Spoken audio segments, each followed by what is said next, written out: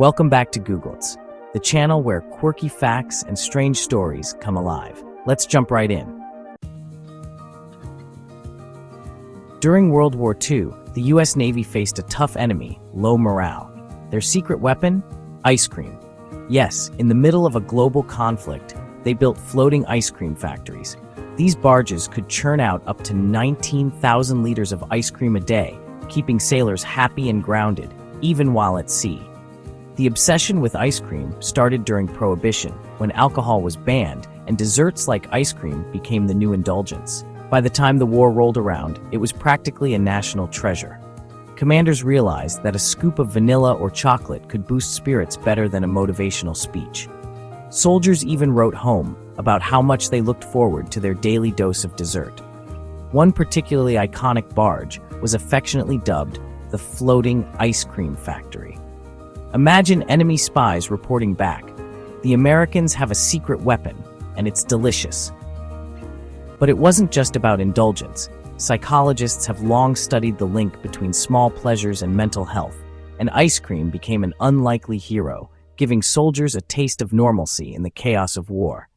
No wonder it was considered essential to morale. Forget torpedoes, this ship's arsenal included chocolate chips and sprinkles. Golfers on luxury yachts have a bit of a problem. Their golf balls often end up in the ocean. And while fish might not mind the occasional snack, traditional golf balls take centuries to break down, adding to the planet's pollution problem. Enter eco-friendly golf balls, ingeniously designed to dissolve in water and turn into fish food. Perfect solution, right? Not so fast. While they exist, these eco-balls aren't widely used, and thousands of regular golf balls still litter our oceans. One California woman collected over 50,000 from the ocean floor near Pebble Beach. That's enough to give every fish in the Pacific their own ball. But why stop there? Eco-friendly balls open up wild possibilities. Imagine a world where dolphins learn to play golf or whales get their own PGA Tour. Of course, not everyone's on board. Some golfers argue these balls don't have the same performance, proving that even in sports, people resist change for the environment's sake. Somewhere in the ocean, there's a shark with a handicap of 3. War doesn't often leave room for snowball fights, but in 1863, Confederate soldiers in Northern Virginia turned a snowy day into an epic battle. What started as a small skirmish between regiments quickly snowballed, pun intended, into a full-scale fight involving over 9,000 soldiers. Regiments from Texas launched the first attack, pelting their unsuspecting neighbors with snowballs.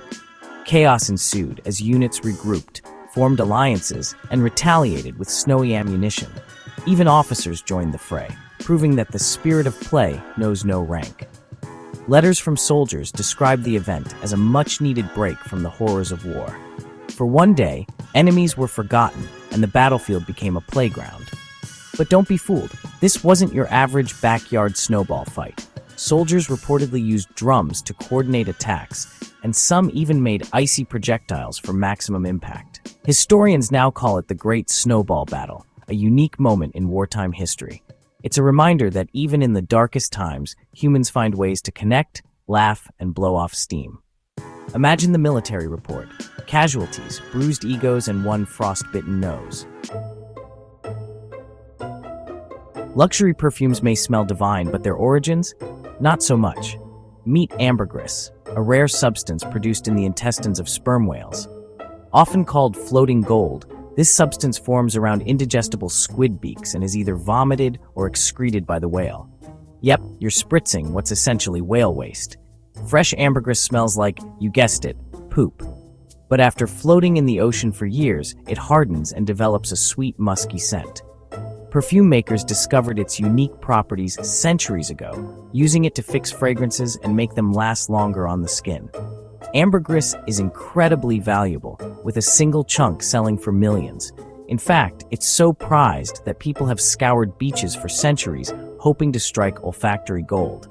Thankfully, synthetic alternatives now exist, sparing whales from becoming unwilling perfume factories. Still, the next time you spray your favorite scent, remember, you're walking around with a little piece of marine biology on your neck. Chanel number 5? More like whale Nobatu. Crab salad is a staple at buffets and family dinners, but here's a secret. Most of it doesn't contain crab. Instead, it uses imitation crab made from white fish like pollock.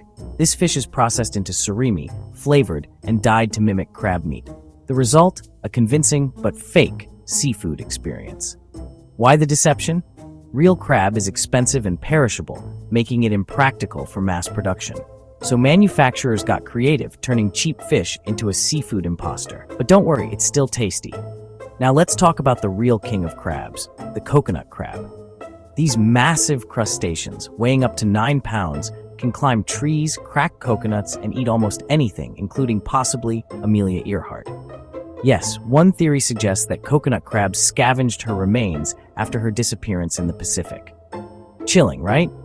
So the next time you enjoy a crab salad, think of it as a safe, non-threatening alternative to the nightmare that is the coconut crab. Crab sticks, for when you want the crab experience, minus the existential dread. From floating ice cream to the mysterious world of whale poop, tonight's stories remind us that truth is often stranger than fiction.